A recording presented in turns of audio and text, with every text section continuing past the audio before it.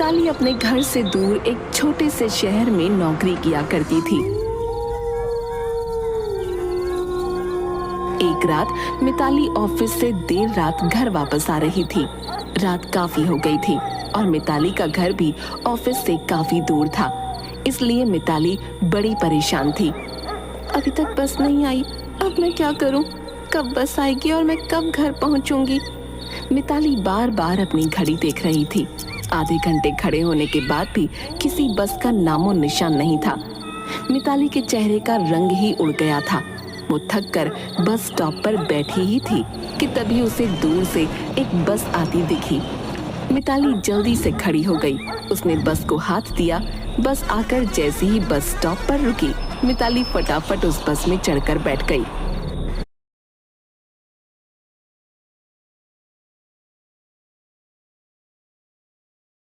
शुक्र है भगवान का जो ये बस मिल गई, वरना मैं घर कैसे पहुंचती। मिताली बस में बैठ तो गई थी, पर अभी भी उसका ध्यान अपनी घड़ी पर ही था। वो बार बार अपनी घड़ी में टाइम देख रही थी।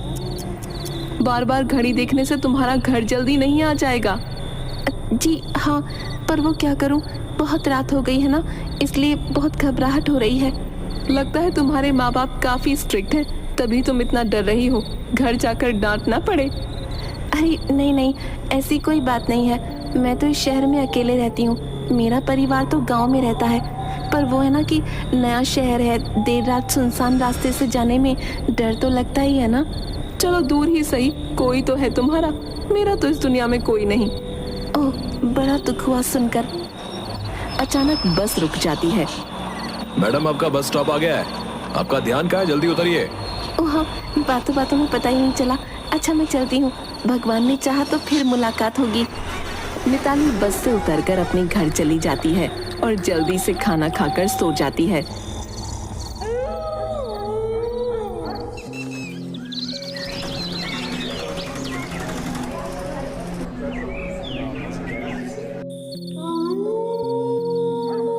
इत्तेफाक से अगले दिन भी ऑफिस से आते वक्त मिताली को वही औरत दोबारा मिल जाती है। दोनों के बीच काफी बातें होती हैं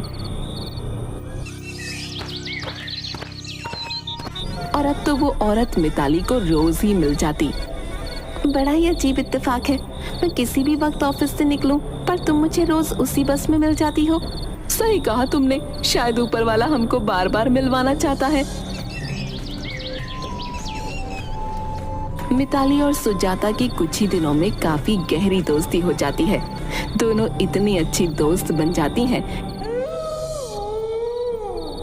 कि एक दिन मिताली खुद सुजाता से अपने साथ रहने को बोलती है।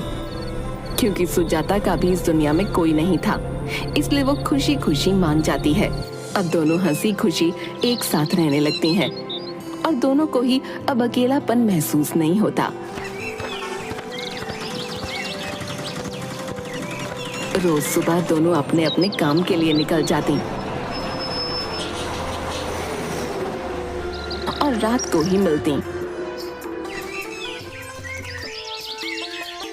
एक दिन जब सुजाता ऑफिस के लिए निकल ही रही थी कि उसके बैग से अचानक एक खिलौना गिरा। बहुत ही छोटे बच्चे का खिलौना था वो। सुजाता एकदम घबरा गई और उसने झट से वो खिलौना उठाकर वापस बैग में रख लिया और वो ऑफिस के लिए निकल गई। इसके बैग में आखिर खिलौना क्या कर रहा था? ये तो बोल रही थी कि इसका दुनिया में कोई भी नहीं, और खिलौना गिरते ही एकदम ये हड़बड़ा भी गई थी। कुछ तो बात है, मुझे इस पर नजर रखनी होगी। मिताली भी ऑफिस के लिए निकल जाती है।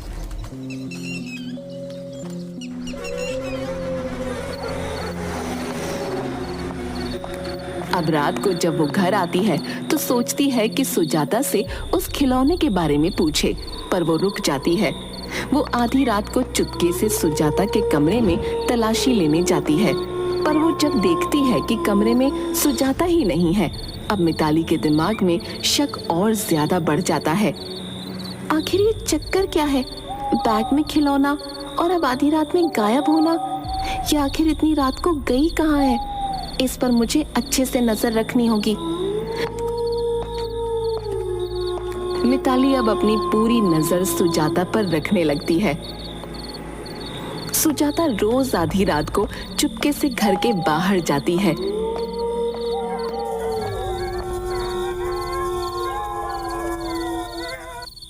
एक रात तो मिताली भी सुजाता के पीछे पीछे निकल पड़ती है। पीछा करते हुए वो एक हॉस्पिटल तक पहुंच जाती है। सुजाता हॉस्पिटल के अंदर चली जाती है और मिताली अब और सोच में पड़ जाती है। ये रोज आधी रात को हॉस्पिटल में क्या करने आती है? आखिर कौन है इसका हॉस्पिटल में?